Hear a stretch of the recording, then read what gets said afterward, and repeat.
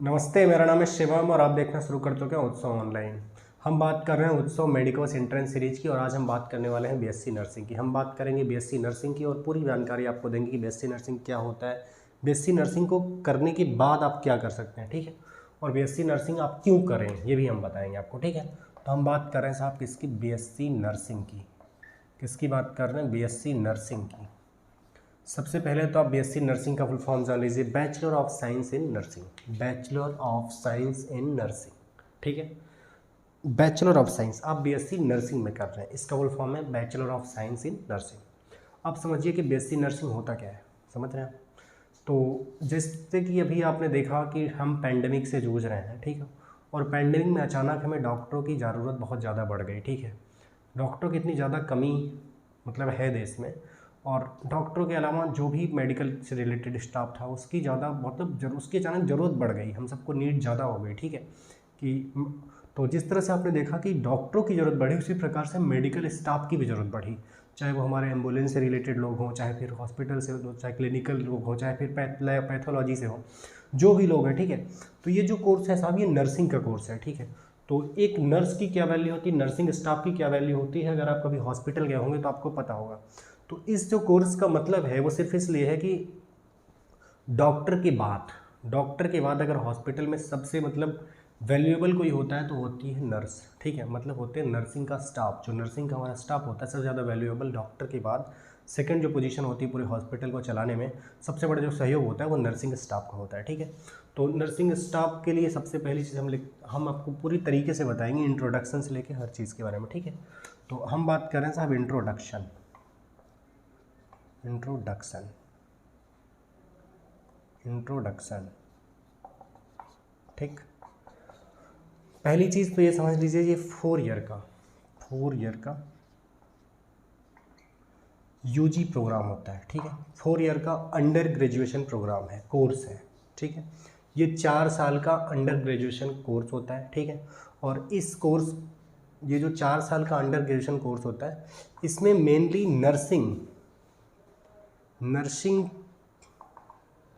की हमें क्या होती है, स्टडी कराई जाती है। किसकी कराई जाती है, नर्सिंग की, या आप कह सकते हैं नर्सिंग स्टाफ की, ठीक है।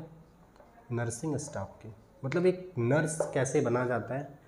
नर्स का मतलब ये होता है, अगर आप पेशेंट्स की केयर करना अगर आपको पसंद है, अगर आप मतलब अगर आपके अंदर ऐसा पैसन है, अगर आपका पैसन है काम करना, अगर आप अपने इस पैसन को अपना प्रोफेशन बनाना चाहते हैं तो आपके लिए बीएससी नर्सिंग बहुत अच्छा कोर्स है, समझ रहे हैं।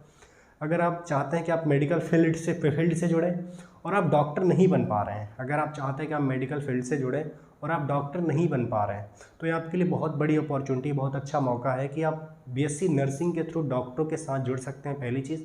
दूसरी चीज़ कि पेशेंट्स के साथ अपने टाइम को मतलब अपने पैसन अपने प्रोफेशन में कन्वर्ट कर सकते हैं। तो बीएससी नर्सिंग 4 साल का यूजी प्रोग्राम होता है, यूजी कोर्स होता है, और ये नर्सिंग की स्टडी कराता है, ठीक है। और इसके थ्रू क्या होता है, नर्सिंग स्टाफ बनाए जाते हैं, नर्सिंग स्टाफ्स को तैयार किया जाता है, ठीक है, पहली चीज़। दूसरी चीज़ साहब हम बात करेंगे इसकी एलिजिबिलिटी की, ठीक है। इसकी एलिजिबिलिटी क्या है, हम बात करेंगे इसकी एलिजिबिलिटी की,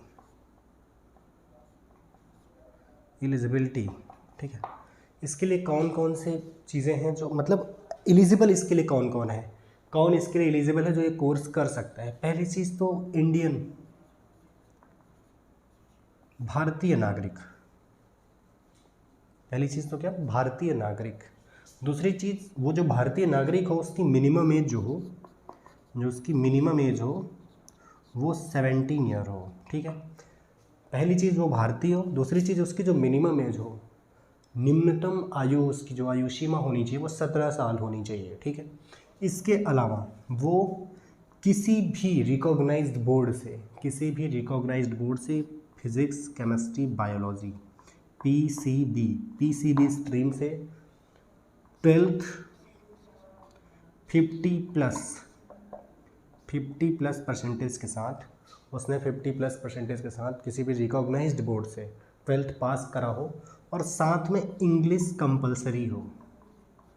भाई जाहिर सी बात है, अगर कोई साइंस पढ़ेगा तो इंग्लिश तो कंपलसरी होगी, ठीक है। तो पहली चीज़ हमने क्या बताया, वो एलिजिबिलिटी मतलब उसका जो क्राइटेरिया है वो ये है, पहली चीज़ वो जो कैंडिडेट है वो इंडियन होना चाहिए, और जो कैंडिडेट है वो भारतीय होना चाहिए। दूसरी चीज़, उसकी जो मिनिमम एज होनी चाहिए वो 17 साल होनी चाहिए। वो फिजिक्स, केमिस्ट्री और बायोलॉजी स्ट्रीम से 12th पास किया हो, 50+% या 50% की, ठीक है, रिजल्ट के साथ। और उसमें इंग्लिश हमारी क्या होनी चाहिए, कंपलसरी होनी चाहिए, ठीक है। अभी तक हमने 2 बात बताई, पहली चीज़ इंट्रोडक्शन, दूसरी चीज़ क्या हमने एलिजिबिलिटी, ठीक है। पहली चीज़ इंट्रोडक्शन और दूसरी चीज़ क्या एलिजिबिलिटी। अब थोड़ा हम बात कर लेते हैं एडमिशन के प्रोसेस की। किसकी बात करेंगे, एडमिशन के प्रोसेस की, कि आखिर इसमें एडमिशन का प्रोसेस क्या है, कैसे एडमिशन लिया जाता है, ठीक है। अगर आप बीएससी नर्सिंग करना चाहते हैं तो आप एडमिशन लेंगे कैसे, तो ये इतना क्राइटेरिया आप समझ के, अगर ये दोनों क्राइटेरिया आप फॉलो कर रहे हैं, ठीक है, तो पहला तो इंट्रोडक्शन था, दूसरा क्या था कि एलिजिबिलिटी थी, तीसरा हम क्या बताने जा रहे हैं साहब, एडमिशन का जो प्रोसेस है वो क्या है, ठीक है। एडमिशन का जो प्रोसेस है वो क्या है। पहली चीज़, यहाँ पर जो एग्ज़ाम होते हैं ज़्यादातर क्या होते हैं, एंट्रेंस एग्ज़ाम का, इसका जो एडमिशन होता है वो एंट्रेंस एग्ज़ाम के थ्रू होता है, ठीक है। ज़्यादातर मैक्सिमम जो एडमिशन होता है वो इसका एंट्रेंस एग्ज़ाम के थ्रू होता है, या फिर मेरिट बेस पे होता है, ठीक है। तो एंट्रेंस एग्ज़ाम और मेरिट बेस, ये मेरिट का मतलब आप समझ रहे हैं, आपके कक्षा 10वीं और 12वीं के जो रिजल्ट होते हैं उसके परसेंटेज के आधार पे आपका, उसके नंबर के आधार पे, उसके मार्क्स के आधार पे आपको यहाँ एडमिशन मिल सकता है कुछ कॉलेजेस में, ठीक है। मैक्सिमम क्या होता है कि आपको एंट्रेंस एग्ज़ाम देना पड़ेगा। 70% क्या 90% गवर्नमेंट सेक्टर में तो 100% हमें लग रहा है कि एंट्रेंस एग्ज़ाम के थ्रू ही होना है। प्राइवेट सेक्टर में भी 70% एंट्रेंस एग्ज़ाम ही होता है, ठीक है। आपको एंट्रेंस एग्ज़ाम क्वालिफाई करना पड़ेगा, वहाँ उनका जो एंट्रेंस एग्ज़ाम है उसको आपको अटेंड करना पड़ेगा, ठीक है। इसके अलावा आपको जो एंट्रेंस एग्ज़ाम है इसको कंडक्ट करना, अच्छा, आप कुछ गवर्नमेंट के जो मेन एंट्रेंस एग्ज़ाम है उनको जान लीजिए, ठीक है। देखिए, जो गवर्नमेंट के एग्ज़ाम होते हैं, नीट,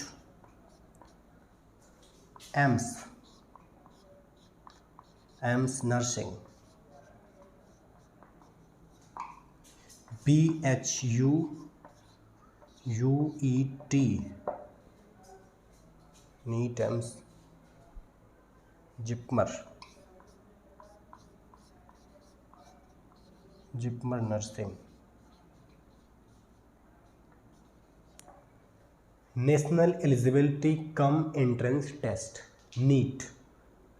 इसके पहले वाला वीडियो जो था वो पूरी तरह से हमने नीट के लिए बनाया था, ठीक है।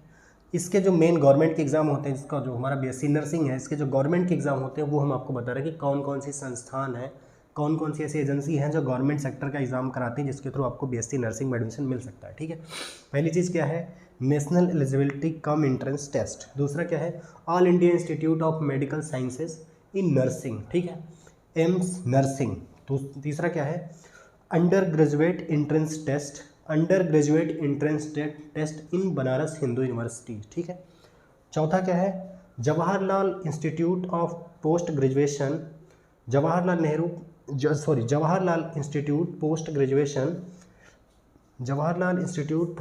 जिपमर का नाम Jawaharlal institute of post graduation medical education and research in nursing, ठीक है, जिपमर नर्सिंग।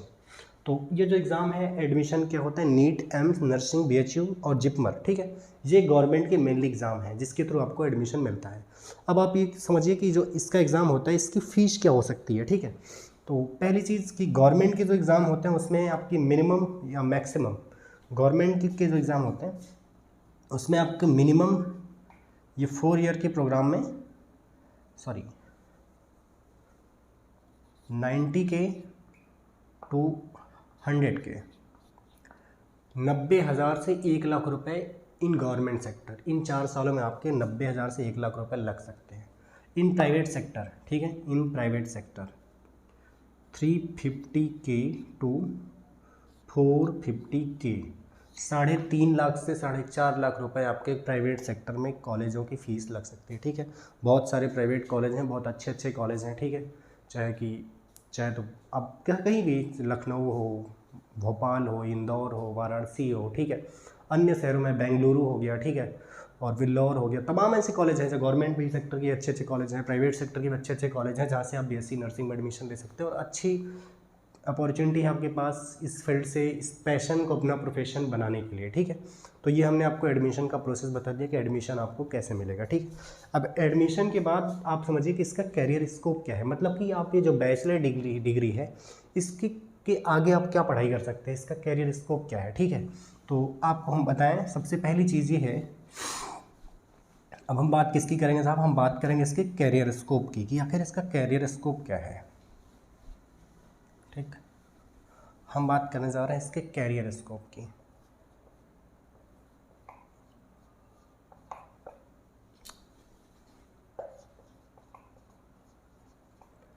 कैरियर स्कोप, ठीक। इसका कैरियर स्कोप क्या है, पहली चीज़ आप इसमें MSc in nursing, MSc in OBST and gynae, ठीक है, ओबीएसटी एंड गायनी, न्यूरोसाइंस,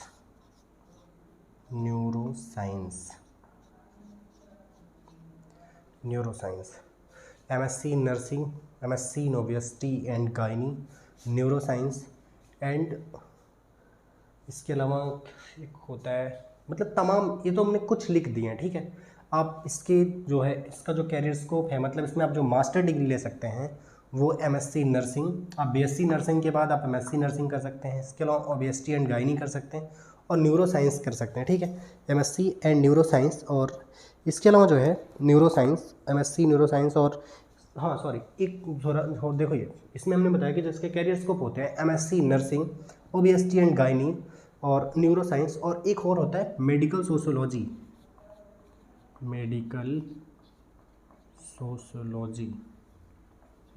ठीक है, मेडिकल सोशियोलॉजी। तो कैरियर स्कोप क्या होते हैं, MSc nursing, OBST and gynae, neuroscience, medical sociology. इसके साथ साथ आप इसके बाद मास्टर करने के बाद पीएचडी, ठीक है, पीएचडी भी आप इसमें कर सकते हैं, ठीक है, फिलॉसफी ऑफ डॉक्टर, जिसके थ्रू आपके नाम के आगे डीआर जुड़ जाएगा और आपके पास अच्छी डिग्री होगी, ठीक है, मेडिकल फील्ड की आपको सारी इन्फॉर्मेशन होगी।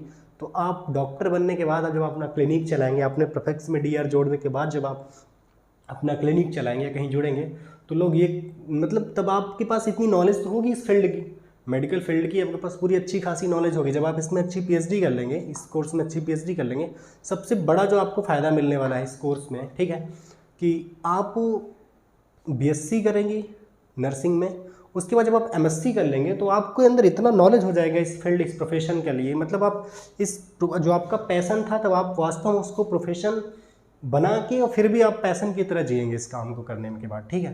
तो ये आपके लिए बहुत अच्छा है कि आप इसमें पीएचडी करके अपने नाम में डीआर जोड़ सकते हैं, ठीक है, प्रोफेक्स में डीआर जोड़ सकते हैं। तो ये आपके क्या हो गए, ये कैरियर स्कोप हो गए।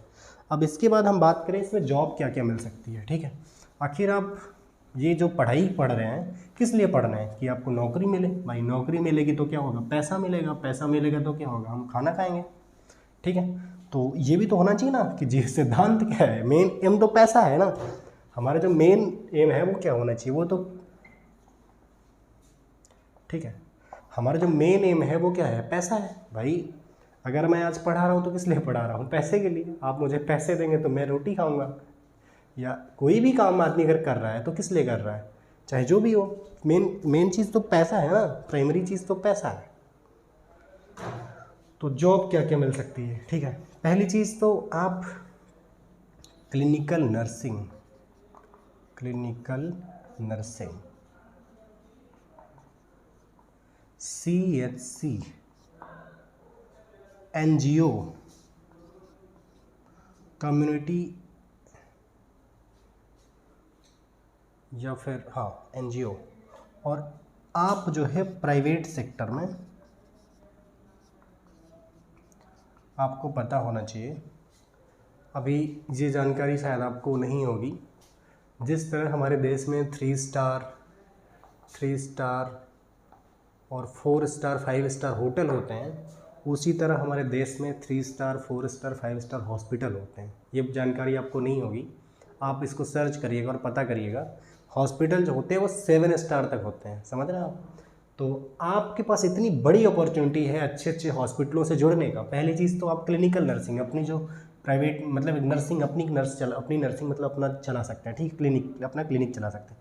दूसरी चीज़ आप CHC कम्युनिटी हेल्थ सेंटर सामुदायिक स्वास्थ्य केंद्र से आप जुड़ के इन गवर्नमेंट सेक्टर के लिए है ये, ठीक है, ये भी वही है, ये भी वही है, ठीक है। आप NGO नॉन गवर्नमेंटल ऑर्गेनाइजेशन, ठीक है, नॉन गवर्नमेंटल ऑर्गेनाइजेशन आप अपना NGO चला सकते हैं या किसी NGO में अपना कंट्रीब्यूशन दे सकते हैं, ठीक है।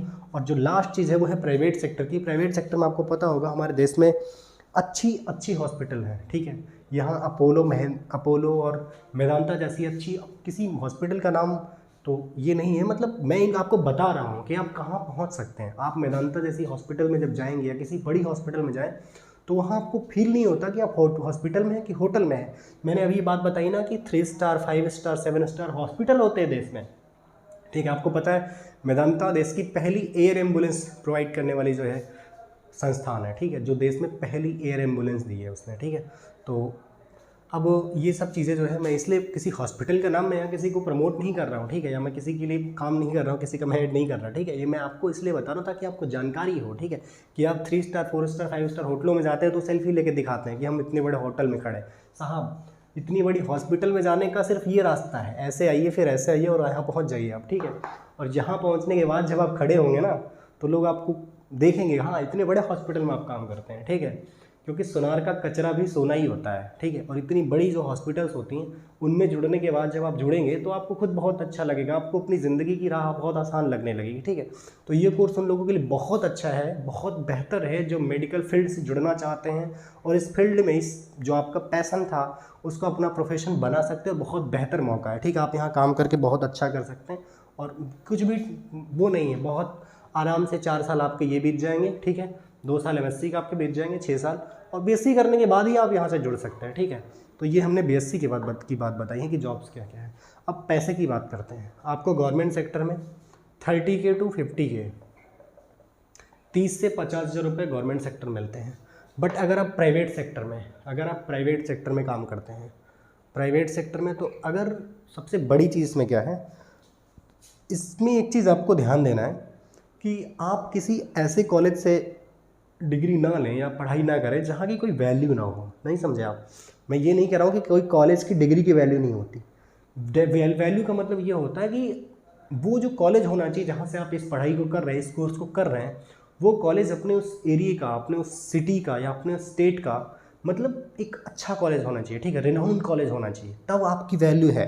अगर आप किसी ऐसे कॉलेज से एडमिशन ले लेते हैं जहाँ पे बस कर रहे हैं BSc जैसे सब कर रहे हैं वैसे आप भी कर रहे हैं, तो इसका साथ कोई विशेष फ़ायदा आपको नहीं मिलने वाला, ठीक है, क्योंकि फिर आप वही करेंगे, या तो फिर किसी गवर्नमेंट सेक्टर में अप्लाई करें या फिर अपना प्राइवेट किसी क्लिनिक पे जुड़े। लेकिन तब आप यहाँ जो आपका पहुँचने का सपना है ना, ये यहाँ पहुँचने के लिए जो आप, क्योंकि नर्सिंग में जो सबसे मेन चीज़ होती है लोगों का वो ये होता है कि किसी अच्छी हॉस्पिटल से जुड़ेंगे, जैसे मेदांता, अपोलो, इन सब हॉस्पिटल से लोग जुड़ेंगे, ठीक है।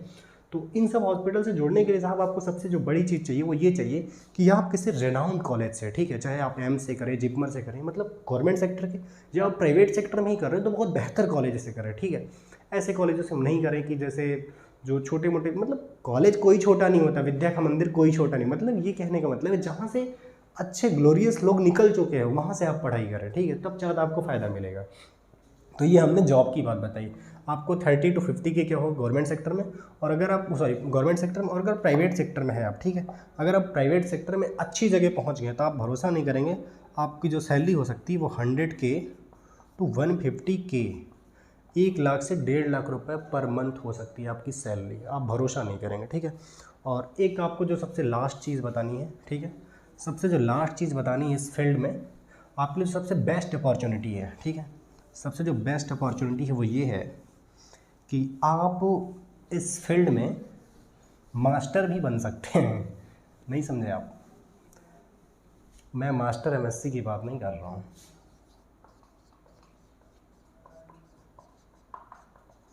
सबसे जो बड़ी अपॉर्चुनिटी है, ठीक है, आपके पास टीचिंग का एक्सपीरियंस बहुत बेहतर हो जाएगा, ठीक, टीचिंग का एक्सपीरियंस बहुत अच्छा हो जाएगा और आप किसी भी मेडिकल कॉलेज में जहाँ से आपने कोर्स करा है या फिर किसी भी देश के अच्छे रिनाउंड मेडिकल कॉलेज में अगर आपके पास टैलेंट है तो आप मार्कर पकड़ के बढ़िया से खड़े हो सकते हैं, ठीक है।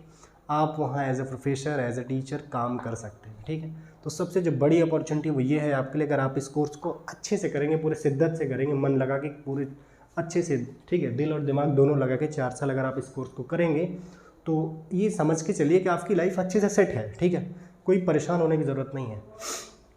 तो सबसे जो बड़ी चीज़ है वो टीचिंग का, ठीक है, एज ए टीचर आप काम कर सकते हैं किसी अच्छी कॉलेज में, ठीक है, किसी अच्छी यूनिवर्सिटी में, जो यूनिवर्सिटी ये सब कोर्सेज कराती हैं, ठीक है, उनमें आप जुड़ सकते हैं, एज ए प्रोफेसर आप काम कर सकते हैं। तो ये आपके लिए बहुत बड़ा मौका है कि आप डॉक्टर के साथ साथ मास्टर भी बन सकते हैं, ठीक है। तो ये सबसे जो बड़ी बात है। तो आई होप कि आप सबको बीएससी नर्सिंग के बारे में पूरी जानकारी समझ में आई होगी। हमने बहुत तरीके से बताया था BSc nursing, bachelor of science in nursing, ठीक है। 4 साल का ये अंडर ग्रेजुएट यूजी प्रोग्राम है, यूजी कोर्स होता है, ठीक है। इसके बाद हमने बताया था कि इसको कौन कौन कर सकता है।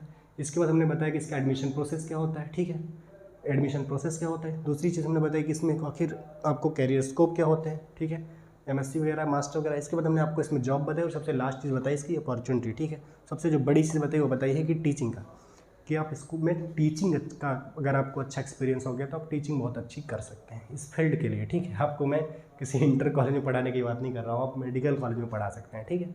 तो आई होप कि आपको समझ में आया होगा। और मेन चीज़ आप फोकस करिए साहब कि आप बेहतर से बेहतर कॉलेज से यहाँ एडमिशन लीजिए, ठीक है, क्योंकि मेन चीज़ यही होगी जब आप बेहतर कैंपस में पहुँचेंगे, एक बेस्ट कैंपस में पहुँचेंगे, अच्छे जगह पहुँचेंगे, तभी आप अच्छी जगह और अच्छी जगह पहुँच पाएंगे, ठीक है। अगर आप शुरुआत ये जो है, ये जो चीज़ है, अगर ये जो प्लेस है, अगर ये आप अच्छा रखेंगे ना साहब, अगर ये आपकी जगह अच्छी होगी तो ऑलरेडी आपकी आगे की जो जर्नी होगी बहुत अच्छी होगी, समझ रहे हैं। तो प्रयास करिए कि ये जो गवर्नमेंट के जो एग्ज़ाम है उनको क्वालिफाई करिए और वहाँ पहुँचिए, तो बहुत ज़्यादा मजा आएगा, ठीक है। चाहे एम्स हो, चाहे नर्सिंग हो, जो भी है, ठीक है। अब तो ये सब सारे एग्ज़ाम मर्ज कर दिए गए, अब तो सारे नीट के अंडर ही आते हैं, ठीक है। तो ये जो है सबसे बड़ी चीज़ है। तो आई होप कि आप सभी को समझ में आ गया होगा कि बीएससी नर्सिंग क्या होता है, ठीक है। हमने पूरी जानकारी आपको दी और बाइलिंगुअल दी, हिंदी और अंग्रेजी मिक्स में। तो आप समझ गए होंगे बीएससी नर्सिंग क्या होता है, ठीक। तो आज की कहानी यहीं तक, मिलते हैं कल, तब तक के लिए थैंक यू, धन्यवाद।